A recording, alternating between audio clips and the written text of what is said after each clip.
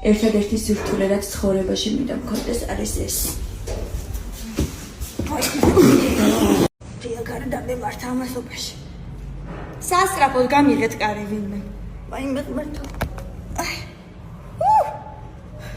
არაზარმაცი ვარ წარმოიდგინეთ, ორი გზა ხო შემიძლია გამეკეთებინა, მაგრამ არა. დედა! ვაი მე ღია, მაგრამ მე ხელი არ მაქვს. სიკინეცელი, ცემი ცხალება. აბა რა არის? არა დეცოდო.